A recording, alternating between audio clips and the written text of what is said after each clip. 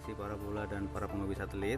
Bagi Anda yang sudah memiliki GT Media V8 Finder ya, GT Media V8 Finder yang versi Bluetooth, mungkin beberapa dari Anda, teman-teman semuanya, ada yang mengalami kesulitan dalam proses instalasi ya. Di sini kami sudah mereview alat ini dan beberapa kendala yang mungkin dihadapi oleh teman-teman semuanya. Oke, kita mulai saja dari kendala yang pertama.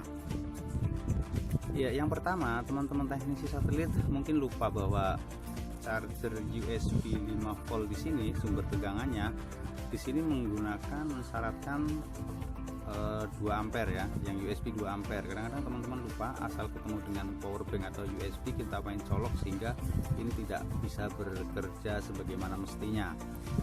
Kita contohkan.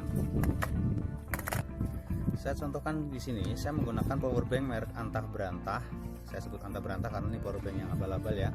Power bank ini dipakai untuk ngecas HP-HP biasa, masih terkonek dengan baik, masih bisa ngisi strum dengan baik. Tapi digunakan untuk menyalakan Satfinder ini, di sini tidak ada tidak ada indikator yang nyala sama sekali. Kita tahu kalau indikatornya bekerja kan dia akan agak kedip biru gitu ya. Di sini sama sekali enggak bekerja, sehingga saya sarankan jangan menggunakan power bank yang abal-abal. Carilah power bank yang lebih bagus atau dengan ampere yang minimal mungkin 2 ampere untuk memastikan agar tracking kita berjalan dengan nyaman.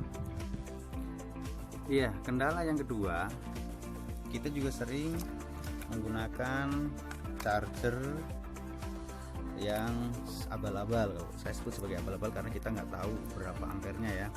Charger abal-abal ini sedikit lebih bisa mengangkat kedipnya menjadi biru, tapi ketika kita koneksikan dengan aplikasi ini akan sangat kesulitan, tidak terkonek dengan baik atau mungkin gagal koneksi. Ini juga nggak direkomendasikan dengan charger yang abal-abal. Ini merek Sony sebenarnya, cuma nih Sony yang keluaran lama nih, yang HP-HP yang non Android yang saya coba pakai. Jadi ini masih gagal dipakai untuk menyalakan Satfindernya. Dari hasil percobaan saya, yang bisa terkoneksi dan mengisi dengan baik adalah charger Xiaomi yang ampernya saya lihat cukup bagus, kabelnya juga berbeda, kabelnya lebih keras, dan ini bisa mengisi tegangan dengan baik sehingga ini bisa bekerja dengan stabil.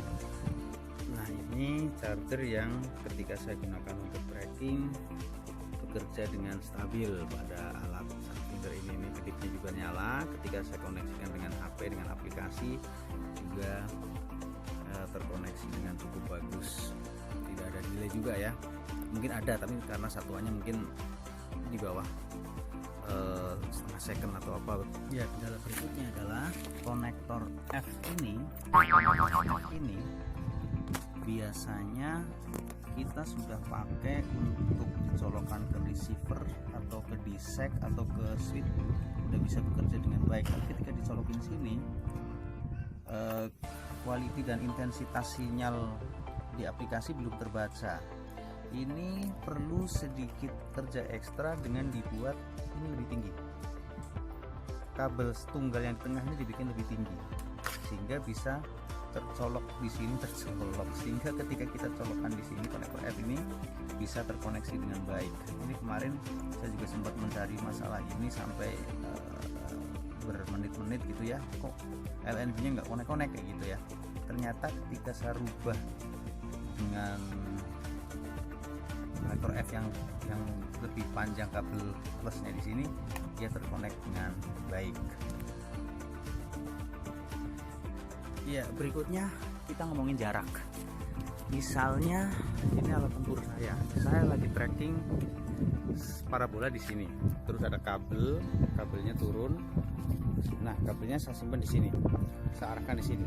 Satfinder ini saya pasang di sini, saya taruh di sini beserta dengan listriknya saya taruh di sini. Lalu saya berangkat dengan membawa HP ke arah parabola ini untuk ke sotik ya, untuk goyang sono goyang sini. Lalu saya taruh HP-nya misalnya di sini. Jarak dari sini ke arah ke Satfindernya saya sarankan jangan lebih dari 2 meter, bahkan mungkin sedekat mungkin, karena jarak itu akan berpengaruh terhadap sinyal Bluetooth yang akan nyampe ke HP kita sehingga terjadi